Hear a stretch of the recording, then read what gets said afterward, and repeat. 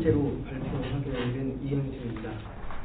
부족한데 불러주셔서 너무 감사드리고, 개혁주의 혁신위에 하나님께서 크신 은혜와 사랑 거듭 내려주시기를 주님의 이름으로 기원합니다. 네, 제가 마음이 좀 무겁습니다. 두 가지 이유인데요. 하나는 앞에 문화란 박사님이 너무 잘해주셔가지고 굉장히 부담스럽다는 것이고, 이 두 번째로 제가 발표하게 될 이 헤르만 비치우스의 믿음에 대한 이해는 칼빈으로부터 이제 144년 이후에 역사적으로 개혁교회가 어떠한 믿음에 직면했나, 믿음에서 어떠한 문제를 나타내고 있는가, 이제 그 부분을 다루는 것인데, 이 칼빈이 앞에서 이렇게 은혜롭게 잘 계도를 했건만 144년 이후에 이 개혁신화 그리고 개혁교회 현장은 그렇게 칼빈이 원하는 것만큼 잘 되지는 않았던 것을 우리가 볼 수 있습니다. 제가 뭐라고 더 하는 것보다는 우선 한번 읽어보고 같이 보면서 설명을 해드리는 게 좋을 것 같습니다. 먼저 들어가는 말 보시겠습니다. 한국교회는 2017년 종교개혁 500주년을 맞이하여 다양하게 이를 기념하고 있습니다. 격변하는 역사의 풍랑을 헤쳐오면서 한국교회는 하나님의 은혜 가운데 크나큰 성장을 이루었습니다. 그렇기 때문에 하나님 아버지께 감사와 찬양으로 영광을 돌리는 것은 너무나도 당연합니다. 이제 잠시 숨을 고르고 우리의 성장을 돌이켜 보아야겠습니다. 한국교회는 성장을 자랑스러워합니다. 특히 격변하는 한국의 근현대사에서 한국교회의 성장은 한국 사회에 보이지 않는 힘이자 희망이었습니다. 시간이 지나면서 그러한 힘과 희망은 더 이상 현재형으로 표현할 수 없게 되었습니다. 한국교회를 향한 외부의 시선은 갈수록 싸늘해집니다. 오랜 시간을 두고 진행된 여론조사들은 부정적인 인식의 근거를 제공하고 있습니다. 한국교회는 종교개혁의 기념을 넘어서 새로운 개혁을 갈망하는 시대적 요구에 부응해야만 하는 상황에 놓여 있습니다. 개혁신학의 역사 속에서 한국교회가 처한 2017년의 상황과 매우 흡사하게 교회의 위기 상황을 우려한 어느 신학자의 목소리를 발견할 수 있습니다. 약 400여 년 전 네덜란드 개혁교회를 향하여 신랄하면서도 준엄한 경고의 메시지를 던진 헤르만 비치우스가 바로 그 장본인입니다. 비치우스는 당시 개혁교회가 직면한 문제의 핵심이 성도의 상태라고 보았습니다. 그는 인간의 본성에서 나타나는 여러 상태들에 주목합니다. 성도 개개인의 상태에 따라서 믿음에 대한 이해와 그 결과는 다양하게 나타납니다. 그로 인하여 믿음에 대한 이해가 극히 주관적 판단으로 규정될 수 있는 가능성이 존재한다는 것입니다. 이를 통해 비치우스는 참된 믿음의 본질을 부단하게 고민할 것과 자기검증의 필요성을 강조합니다. 이 지점에서 비치우스의 주장들은 일련의 질문들을 맞이하게 됩니다. 이는 개혁파 정통주의를 바라보는 시선과 연관성이 있습니다. 다소 부정적인 시선과 연계되어 던져지는 질문들을 요약하면 다음과 같습니다. 사변신학을 견지하고 있다는 평가를 받는 개혁파 정통주의가 종교개혁의 신학과 무슨 연관성을 가지고 있느냐는 것입니다. 이를 더 깊이 들어가 보면 종교개혁 신학자들이 제시하는 믿음의 내용들이 논쟁으로 인한 사변적 믿음으로 인식되고 있는 개혁파 정통주의식의 믿음과 무슨 연관성이 자리하겠는가, 그리고 그 시기의 인물이 제시하는 신앙에 대한 논의가 과연 무슨 의미가 있는가의 질문들과도 마주할 수밖에 없습니다. 하지만 비치우스의 견해와 종교개혁의 신학이 제시하는 견해들의 비교는 전술한 질문의 배경에 자리하고 있는 사고를 다시 한번 검토해보는 계기를 제공할 것입니다. 환원하면 비치우스가 제시하는 믿음에 대한 견해가 종교개혁의 신학을 따르고 있는 한국교회에게 충분한 역사적 전거를 제공할 수 있다는 것입니다. 비치우스는 구원에 이르는 믿음을 언급하는 가운데 대조적으로 주제 넘은 믿음의 내용들에 관하여 거침없이 기술하며 교회가 처한 위기에 대한 문제의식을 제기했습니다. 현재의 한국 교회가 처한 위기들과 묘하게 닮아있는 17세기 네덜란드 개혁교회의 상황들과 그를 향한 비치우스의 경고와 갱신을 호소하는 메시지는 종교개혁 500주년을 맞이하고 있는 한국교회에 자리하고 있는 믿음이 어떤 상황에 있는지를 되돌아볼 기회를 제공하고, 교회가 어떻게 신자들에게 믿음의 방향을 설정하도록 할 것인지에 대한 의미 있는 가르침을 제공할 것입니다. 21페이지에 비치우스의 문제인식 보시겠습니다. 비치우스는 신자 개인의 신앙이 타인의 신앙까지 대변하고 있지 않다는 점을 분명히 합니다. 그는 사도신경에서의 고백이 이를 보다 분명하게 해준다고 보았습니다. 우리가 믿습니다가 아닌 나는 믿습니다 라고 고백하기 때문입니다.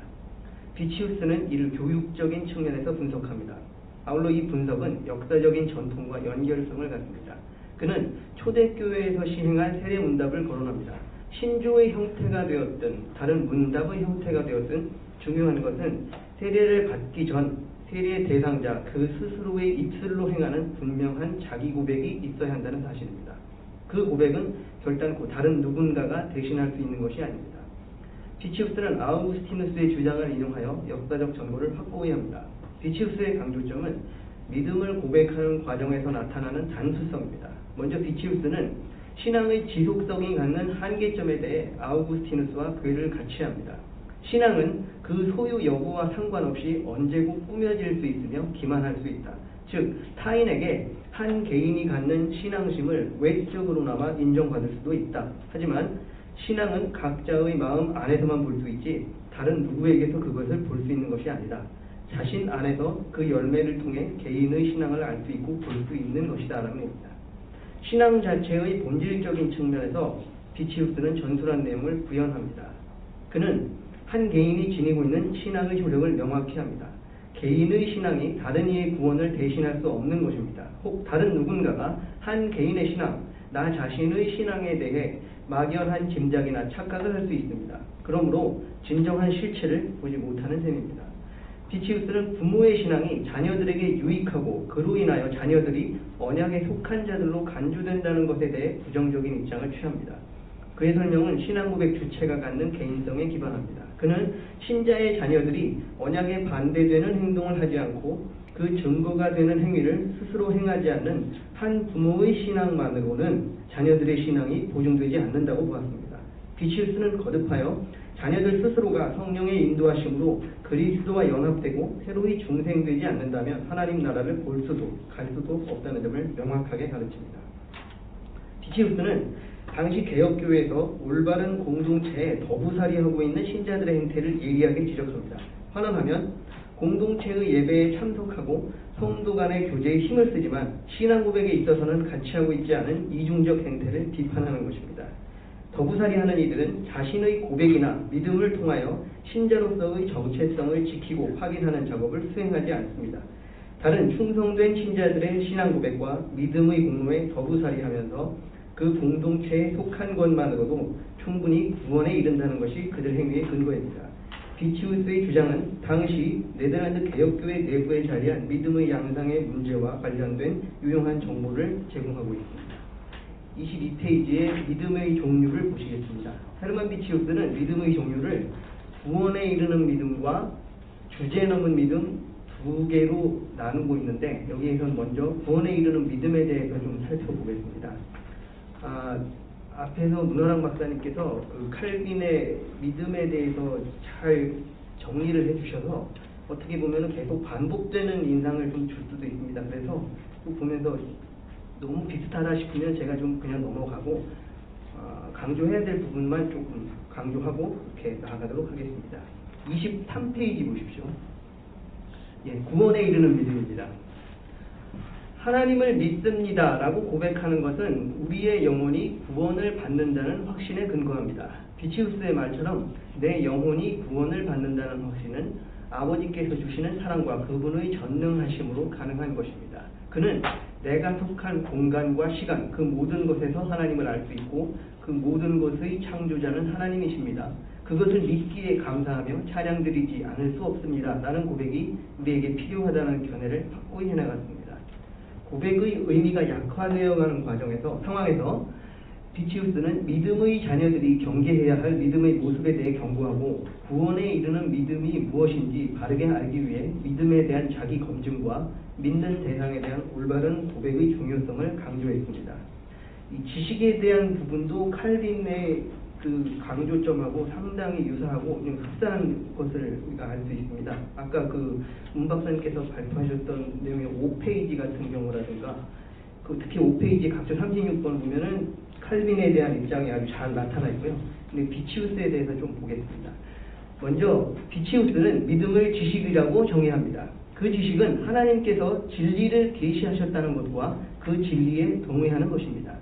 비치우스는 지식이 신앙 그 자체가 갖는 본성 그리고 그 행함과 결합되어 있다고 주장합니다. 그는 다시 믿음에 담긴 지식의 의미를 외적인 측면과 내적인 측면으로 구분합니다. 내적인 측면이 의미하는 것은 하나님 아버지의 가르침에 의하여 진리의 지식을 알게 되는 것입니다. 외적인 측면이 의미하는 바는 설교를 통하여 복음을 듣는 것을 말합니다.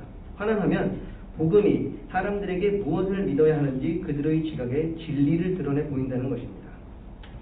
믿음에 담긴 지적인 요소에서 내적 측면의 가장 중요한 기반을 비치우스는 성경으로 보고 있습니다. 비치우스는 성경이 명백하고도 밀접한 용어를 통해 믿음을 설명하고 있다는 점을 강조합니다. 하지만 비치우스는 교황주의자들이 믿음의 근본을 교회의 승인이라는 것에 둔다는 점에서 믿음의 교리를 훼손한다고 비판합니다. 교황주의자들은 구원에 이르는 믿음의 근본이 성경이 아닌 로마 교회의 가르침에만 존재한다고 봅니다. 이에 대해 비치우스는 교황주의자들의 행태가 믿음의 요소에서 지식을 제거하는 것이라고 비판합니다. 즉, 지성의 의미를 성경이 아닌 교황의 권위에 둠으로써 의지의 지향점이 엉뚱한 곳으로 향하는 셈입니다. 이는 인간의 권위를 믿는 것에 지나지 않습니다. 또한 교회가 가르치는 것만 믿으면 된다고 함으로써 결국 신자들을 맹목적 신앙으로 나아가게 만듭니다. 이런 점을 비치우스는 터무니없는 교리라고 일갈합니다. 그러면서 지식이 성경과 분리될 수 없다는 사실을 강조합니다. 그는 자신이 살고 있는 시대가 당면한 믿음의 문제점들 가운데 하나가 성경을 망각하고 맹목적 신앙에 대한 문제인식이 부족하다는 데 있다고 봅니다. 이러한 비치우스의 견해는 칼빈이 지적한 교황주의자들의 문제와도 그 괴를 같이 합니다. 칼빈은 그들의 행태가 은밀함으로 신앙의 본질을 가리면서 그로 인해 발생하는 오류들을 교회의 권위로 덮어버리려고 한다는 점을 지적합니다. 비치우스에 따르면 믿음에 대한 궁극적인 답은 성경 안에서만 풀릴 수 있으며 그리스도 안에서 구원을 얻는 것과 관련한 문제들에 있어서는 특히 그러하다고 보았습니다. 그의 주장은 칼빈의 것과 유사성을 갖습니다. 비치우스는 자신이 믿는 이라면 그 정체성의 확립을 위해서는 바로 성경에 담긴 내용들의 신성함을 필수적으로 알아야 한다고 강조합니다. 이를 토대로 그는 믿는다고 고백하는 이가 그 정체성을 확고히 하는 데 필요한 지식의 세부적인 구성 요소들을 추가로 제시합니다. 첫째로 죄의 인식입니다. 신자의 삶이 하나님의 삶과 멀어지게 되는 것은 바로 죄로 인한 것입니다. 인간 스스로 심지어 그 어떤 피조물도 죄로 인한 비극의 심연으로부터 인간을 구원의 적절한 상태로 이끌 수 없다는 사실을 알아야 합니다. 두 번째로 우리의 구원을 위해 그리스도 외에는 다른 이름이 주어지지 않았다는 사실에 대한 인식입니다. 이에 더하여 믿는 이는 그리스도께서 진리와 은혜가 충만하신 분임을 알아야 합니다. 이러한 그리스도를 아는 지식이 곧 영생입니다. 셋째, 이러한 인식을 바탕으로 구원을 얻기 위해서는 그리스도 안에서 오직 성령과 믿음으로 인하여 자신이 그리스도와 연합되는 것이 필수적이라는 것을 알아야 합니다. 이러한 연합은 다시 세 가지의 의미를 갖습니다. 스스로를 그리스도에게 복종시키는 것과 자신의 상태가 언제나 그분의 주권적 권위에 의해 통치에 속해야 하며 하나님의 선하시며 온전하신 뜻, 다시 말해 하나님께서 기뻐하시는 뜻을 분별하는 것입니다. 칼빈도 믿음을 지식이라고 보면서 지식에 근거한 믿음을 강조한 바 있습니다.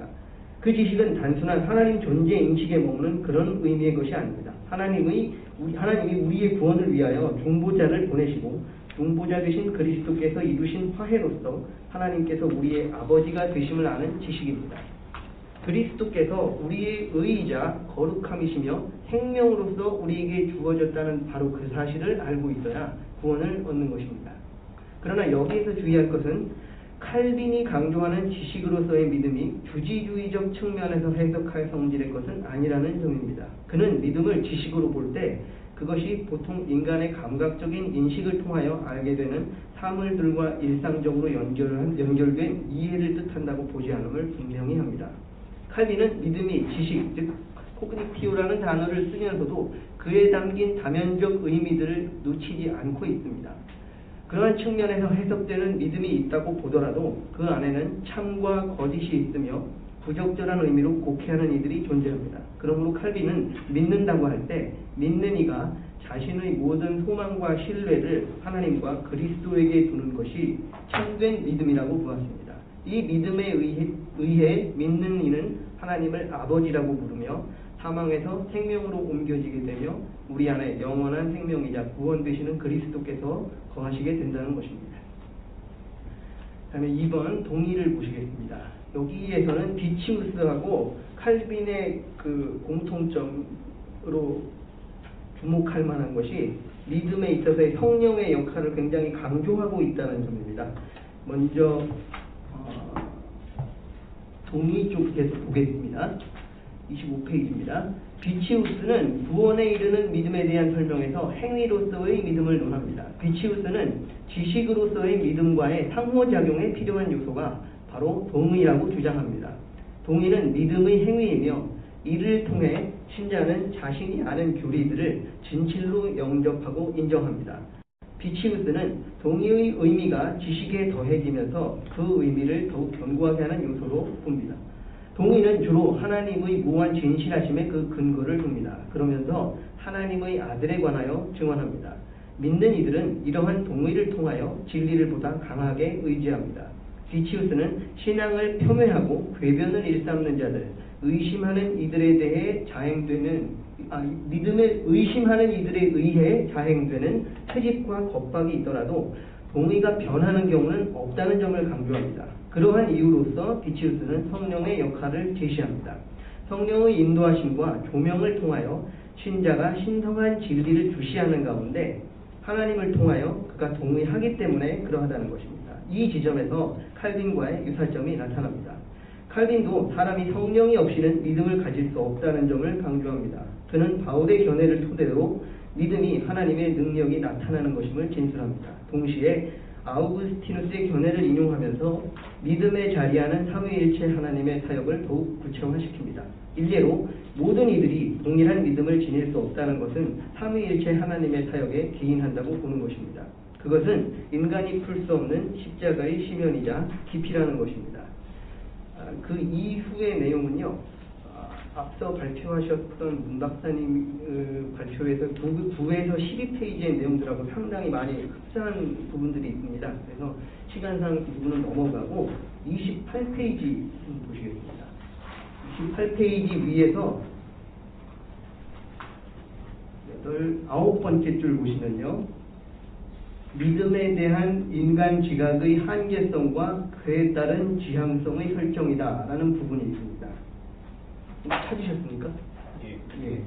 그 부분 같은 경우에도 보면은 앞서 언급하셨던 그 문 박사님 발표 내용에서 칼빈이 믿음이 뭐냐? 성령께서 인간의 지성과 감정을 자극시키는 것에 의해 주어진다 라고 얘기하는데, 비치우스도 이와 비슷한 맥락에서 인간이 가지고 있는 지각의 한계성 그리고 그에 따른 지향성의 설정을 언급한 것을 우리가 볼 수 있습니다. 그 다음에 3번 보시겠습니다. 지성과 의지의 상호작용입니다. 비치우스는 올바른 믿음, 구원에 이르는 믿음을 유지하기 위한 자기 검증의 시발점으로서 지식을 바라봅니다. 이 지점에서 비치우스가 강조하는 지식, 즉 믿음에 대한 이해와 분석은 전술한 의지와 지성 어느 한 측면에 집중하여 다뤄지는 성질의 것이 아니라고 볼 수 있습니다.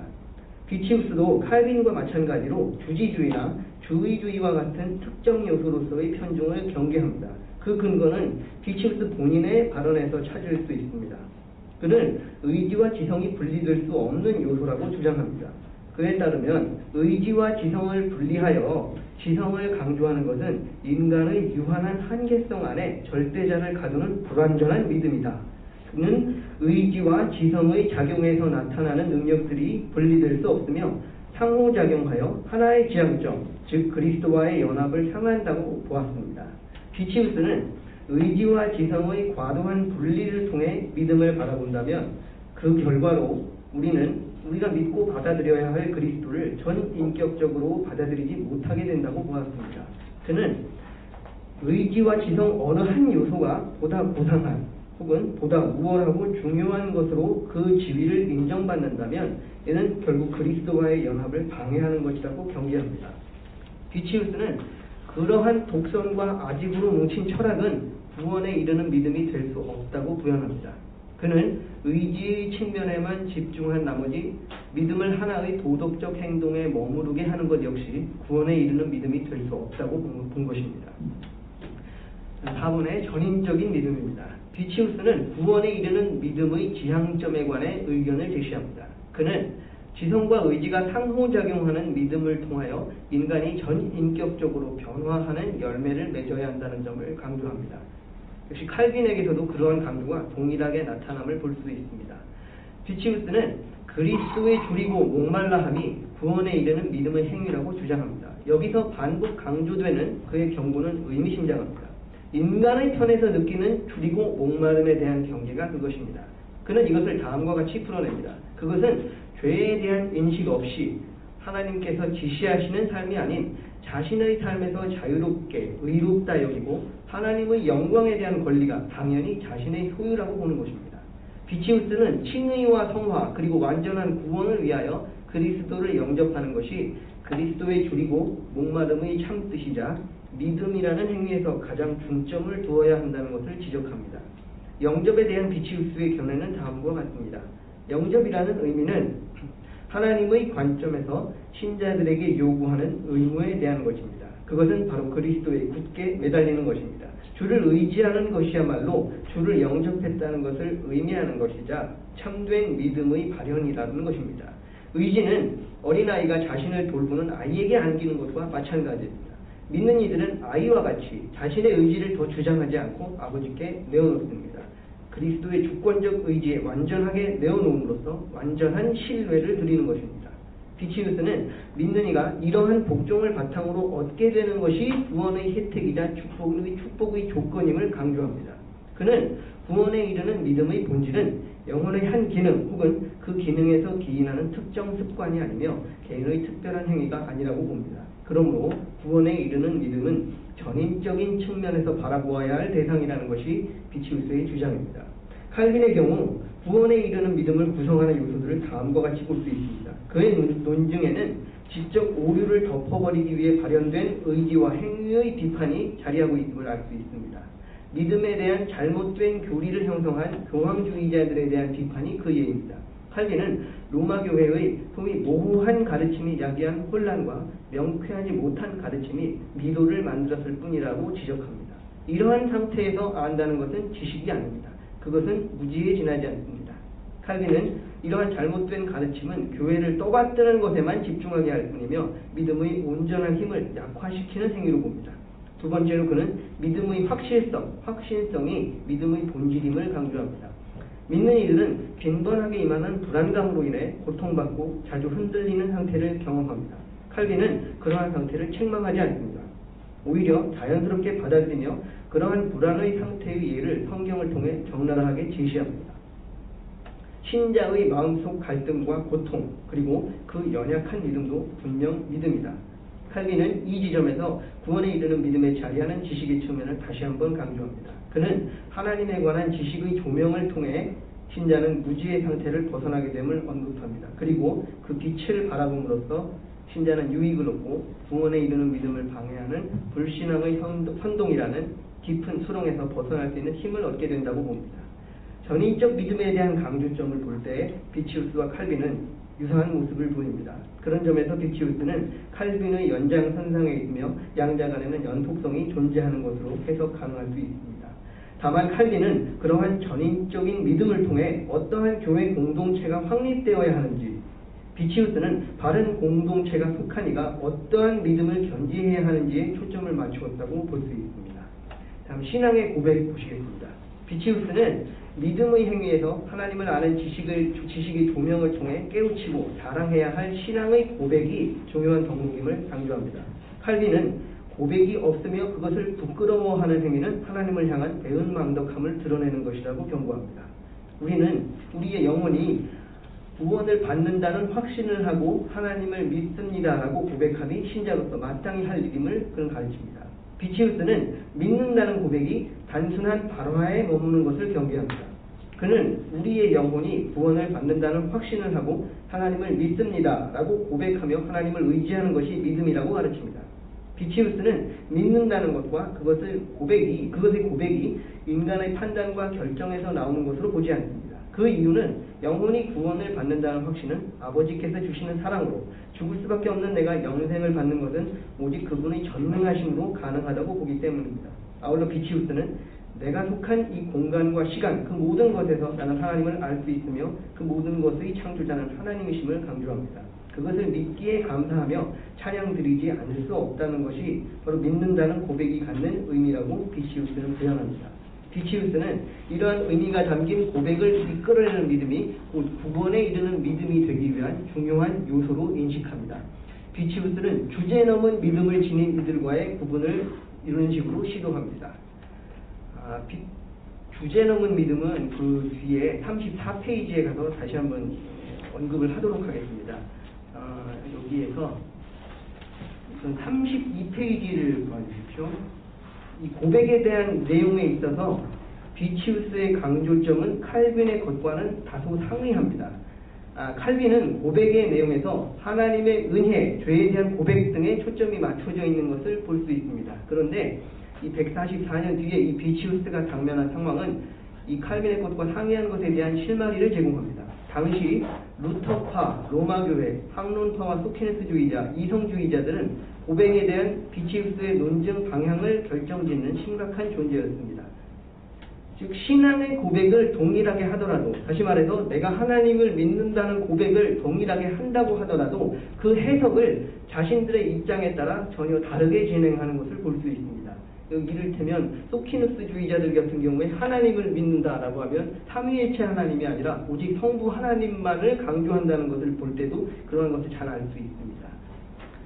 이는 필연적으로 해석에 대한 역사적 정통성과 근거를 입증하기 위한 추가적인 작업을 요구합니다. 신성과 인성에 대한 이해, 하나님 보편 우편에 관한 이해, 심판의 시점 등에서 나타나는 해석상의 문제는 시간이 흐르면서 다시 원론적 방향으로 되돌아갑니다. 그리고 이전보다 더욱 정교한 방식으로 삼위일체에 대한 반론과 고백에 담긴 참된 신앙의 본질을 위협하는 것을 볼 수 있습니다.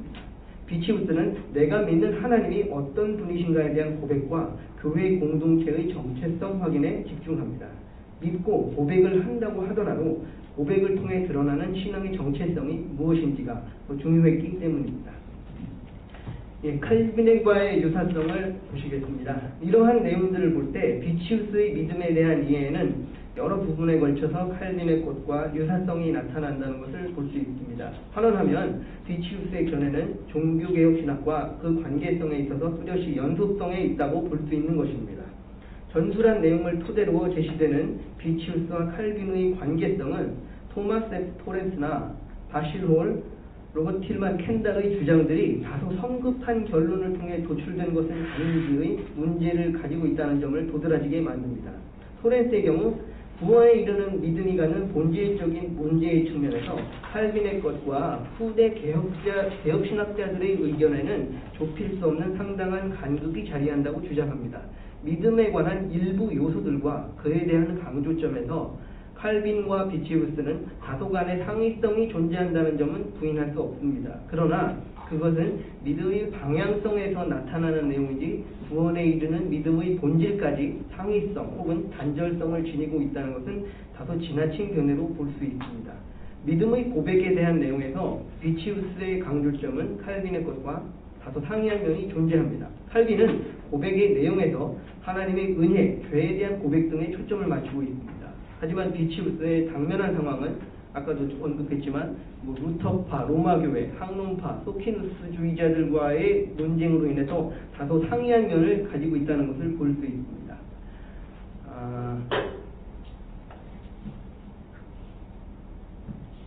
34페이지까지 다루고 있는 이 내용에서 제가 말하고자 하는 것은 조금 뭐라고 할까요? 학적으로 볼 때 약간 충돌을 보이고 있는 종교개혁 신학과 개혁파 정통주의 신학의 연속성 혹은 불연속성에 대한 부분이었는데 제가 여기에서 나타내고 싶었던 것은 불연속성이라고 보기에는 다소 조금 일반화적인 과도한 일반화는 아니지 않겠는가 하는 그런 면을 좀 언급해 보고 싶어서 다뤘던 것입니다. 다음에 33페이지에 주제 넘은 믿음에 대해서 보시겠습니다.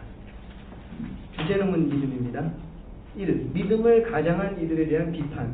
비치우스는 믿음의 대상인 하나님이 존재하지 않는 믿음의 행위를 비판합니다. 그것은 인간의 편의와 그 한계성에서 행해지는 외식에 지나지 않기 때문입니다. 그는 이것을 주제넘은 믿음이라고 명명하며 비판합니다. 이 지점에서 비치우스의 논증은 칼빈의 비판과 동일한 지향점을 지닙니다. 다만 그 책망의 방향이 조금 다릅니다. 칼빈의 책망은 로마 교회를 향하고 있으며 비치우스의 그것은 성도들에게 향하고 있다는 것입니다. 주제넘은 믿음에 대한 비판은 전술한 지적인 요소, 지식에 대한 문제에서 출발합니다. 칼빈은 무지에서 오는 맹신이 구원에 이르는 믿음의 장애 요소임을 주장합니다. 신자의 믿음은 경건의 옷을 입은 무지가 아닌 지식이다. 이를 인식하지 못하면 믿는다고 하는 이는 겸손으로 길들여진 무지에 갇혀서 하나님의 말씀을 교회라는 이름과 동일시하는 틀에서 벗어나지 못하게 된다. 칼빈은 로마 교회의 가르침이 맹목적인 믿음으로 나아가는 길을 열어줄 뿐이라고 비판합니다.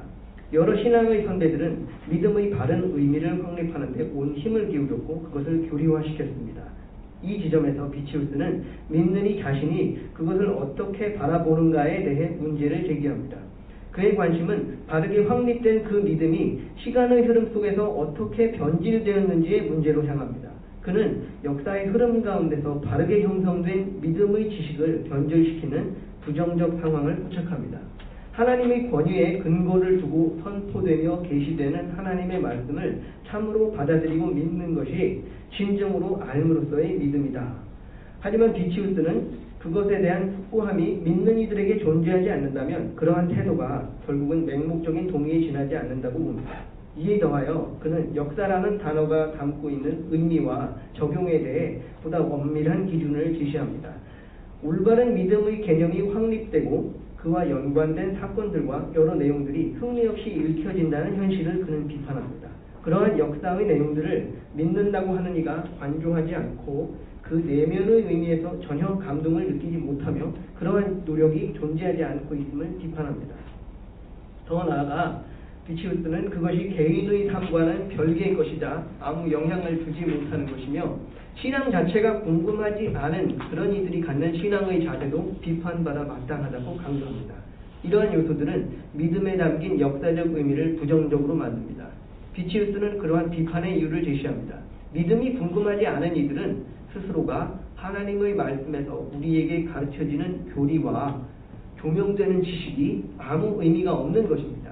자신만의 나태한 추측으로 스스로 만족감을 느끼고 그 기준에서 믿는다고 착각할 뿐 그 어떠한 성찰이나 경건의 움직임도 찾아볼 수 없기 때문입니다. 그는 이러한 믿음이 이론적이며 추측하는 믿음 그리고 맹목적 동의에 지나지 않는 믿음이라고 비판합니다. 비치우스는 결국 이러한 자세가 설교와 교리, 구원의 약속에 대한 수용의 자세까지 위협을 주며 주제넘은 믿음으로 나아가는 물꼬를 터준다고 보았습니다. 주제넘은 믿음의 상태입니다. 비치우스의 관심은 이제 맹목적으로 동의하는 믿음의 자세에서 야기된 믿음의 일시적 상태로 향합니다. 이 상태는 특이하게도 교회의 가르침과 교리에 동의합니다. 진리를 깨달음에 기뻐하고 경건의 삶으로 나아가려고 애씁니다.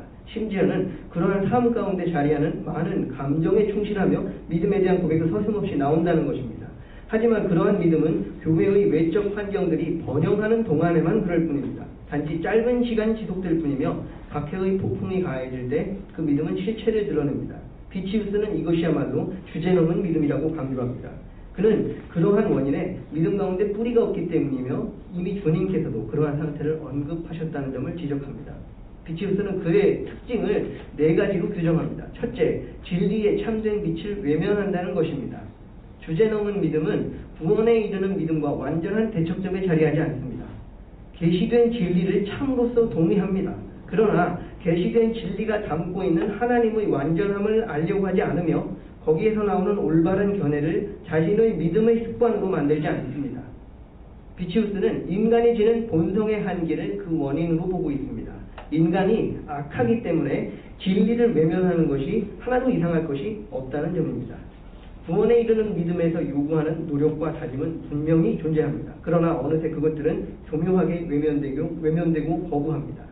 그리고는 사탄의 제안과 유혹, 유교의 흔들리는 모습을 보입니다. 이 지점에서 나타나는 비치우스의 논쟁은 역사적으로 볼 때 칼빈이 지적한 도덕적 추측을 통해 구원의 확신을 얻으려는 문제의 지적이 새롭게 재등장하는 것이라고 볼 수 있습니다.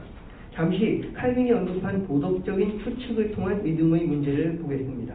칼빈은 도덕적인 추측이 구원에 이르는 믿음이 될 수 없다는 점을 지적합니다. 칼빈은 믿는 이들의 상태가 그들 자신의 불신앙과 끊임없이 싸우고 있음을 지적합니다. 그리고 그들의 양심이 아무 동요도 없는 평안함의 상태를 누릴 것이라고 하는 것은 기대조차 하지 않습니다. 그러나 칼빈은 그러한 상태가 불안정성의 상태이지 불확실의 상태는 아니라고 선을 긋습니다. 참된 신자라면 그 믿음은 확실하고도 확고하지만 동시에 불완전합니다. 투쟁의 상태에 놓여서 믿음이 위협받고 위험에 빠질 수 있는 어려운 상태가 그 앞에 놓여 있습니다. 그럴지라도 참된 신자는 그러한 난관을 이겨내고 승리를 거둘 수 있다고 칼빈은 주장합니다. 그러나 도덕적 추측에 지나지 않는 믿음은 삼위일체 하나님의 사역이 무시되거나 철저하게 배제된 믿음입니다. 그러한 믿음에는 하나님을 향한 경외감과 공경함이 사라져 있습니다. 자녀이자 종으로서 가져야 할 두려움도 없습니다. 하나님의 음성에 대한 조심스러운 기다림도 없습니다. 우리를 그리스도께로 인도하시는 성령의 후원과 능력이 배제됩니다. 이러한 요소들이 존재하게 된 원인을 고찰하면 결국 원점으로 돌아갑니다. 바로 하나님을 아는 지식의 문제와 대면하게 되는 것입니다. 그 믿음, 도덕적 추측만이 자리한 그 믿음은 하나님에 대한 지식이 없는 불안정한 상태에서 생겨난 것이기 때문입니다. 칼빈은 그러한 믿음의 상태에서 고양되어 나오는 것은 그저 열성적인 충동일 뿐이라고 경고합니다. 비치우스는 주제 넘은 믿음을 지닌 이들이 그러한 상태를 왜곡하며 심지어 은폐하고 있다는 점을 지적합니다. 그 죄된 본성을 극복하지 못하고 그러한 난관을 극복하지 못한 패배의 상태를 덮어버리고자 하는 제2의 죄성이 주제 넘은 믿음에는 가득합니다. 비치우스는 주제 넘은 믿음의 역겨운 상태를 적나라하게 묘사합니다. 주제 넘은 믿음은 계시된 진리의 고귀함과 탁월한 본성 앞에서 아첨합니다. 그러한 진리의 소유와 감화는 안중에도 없습니다. 그리고 계시된 고귀한 진리에 적당하게 찬사와 공덕을 표하면서 그것이 갖는 확실성은 존재하지 않는 것이기를 간절히 원한다고 비치우스는 봅니다.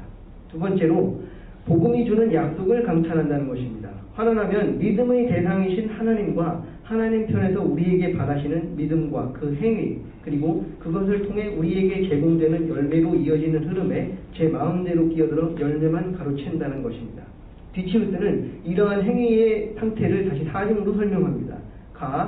하나님의 보편적인 자비를 자신들의 수준에 맞게 수정하여 적용하고 구원으로 나아가는 길에서 자신들의 기호에 맞는 것만을 취사 선택한다. 자신들이 지닌 거룩함에 만족하고 그 기준을 상대화해서 하나님이 제시하신 절대성을 무시한 채 자신들이 그렇게까지 포악한 존재들이 아님을 강변한다. 교회와의 외적인 교류와 공적 예배의 참여를 지속한다. 수면 상태인 양심을 과신하고 자신들의 공상을 통해 하나님의 진노는 자신들과 무관하며 그 공상이 하나님의 평안과 거룩하신 성령의 위로라고 착각한다. 비치우스는 이를 스스로 기반하는 믿음이라고 평가합니다. 세 번째로 믿음의 중요한 요소인 지식의 의미를 주제넘은 믿음이 폄훼한다고 봅니다. 비치우스는 주제넘은 믿음이 소유하는 기쁨의 원인이 지적인 허영심에서 비롯된다고 비판합니다. 고결하면서도 희귀한 지식과 심오한 진리는 선이나 의지의 즐거움으로서 지성을 즐겁게 합니다. 그러나 주제넘은 믿음은 그것이 자신에게서 발현되는 것으로 인식합니다. 그러한 상태에서 허영심이 나타납니다. 그 허영심에 잡혀버린 이는 지식의 기쁨이 어디에서 연유되는 것인지 생각하지 않고 허영심을 참된 믿음의 증거로 착각해버립니다. 비치우스는 그러한 기쁨의 내면에는 하나님이 아닌 인간의 육적인 방심과 헛된 감흥이 있다는 점을 강조합니다. 인간이 지닌 본성의 한계를 감안한다면 이상할 것이 없습니다. 비치우스는 이러한 믿음이 의지와 지성을 분리해버린다고 보았습니다. 그리고 유한한 희열의 상태라고 부연합니다. 의지와 지성 어느 한쪽으로 기울어서 믿음을 육체적 기능에서 나오는 하나의 특별한 행위 혹은 그저 새롭고 신기한 무엇인가를 알았다는 사실에 지나지 않기 때문입니다. 네 번째로 죄악과 세상에서 헤어나오지 못하는 토사물과 같은 믿음이라고 비치우스는 이 주제넘은 믿음을 특징을 짓습니다. 이 믿음은 겉 보기로만 보아서는 썩었는지 아닌지를 알 수 없는 일종의 기만행위입니다. 비치우스는 이 기만과 착각이 가져다두는 심각성을 우려합니다.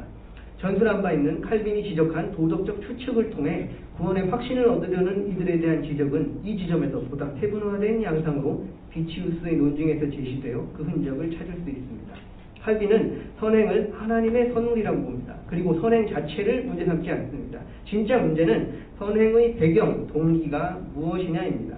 칼빈은 하나님의 은혜와 완전한 자기 부인 그리고 참된 믿음이 존재하지 않은 상태에서의 선행이 아무 의미가 없다는 점을 분명히 합니다.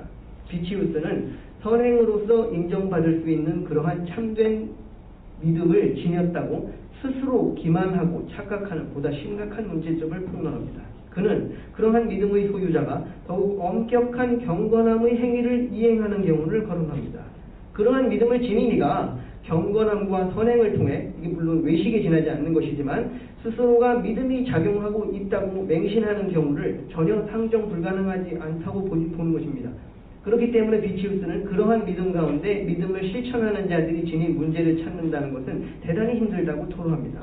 이 지적은 주제넘은 믿음을 지닌 자와 전인적인 믿음을 소유한 자의 근본적 차이를 제공하는 것이기도 합니다. 그들의 신앙에도 그 특징에는 교회와 자신들의 외적인 교육, 공적인 예배 참여가 자리하고 있습니다. 그들은 외적으로는 참된 믿음을 소유한 것 같습니다. 믿음을 통해 완전함으로 나아가는 모습이 없는 것이 아닙니다. 자신들 스스로 구원에 이르는 믿음에 대한 개념을 잘못 적용하여 괴로워합니다. 하지만 그 내면은 결국 그리스도의 가르침을 통해 우리에게 수여되는 유익과 외적인 위험, 권능을 끝까지 의지하지 못하고 세상과 육체의 유혹들에 속절없이 무너져버린 상태입니다. 비치우스는 여기에서 믿는 이의 자기 검증의 필요성을 암시합니다. 전술한 상태는 믿음에 대한 자기 검증의 기능이 마비되었음을 의미하는 것이기도 합니다. 그러한 상태에 있는 신자는 그나마도 지켜온 복음의 행군에서 이탈하여 눈앞의 이익과 기쁨, 임박한 죄악에 대한 회피를 통해 자기 자신이 만족하며 하나님의 기준을 맞추었다고 멋대로 착각하는 것입니다. 결국 자신의 상태를 분간할 수 없는 지경에 이른 것입니다.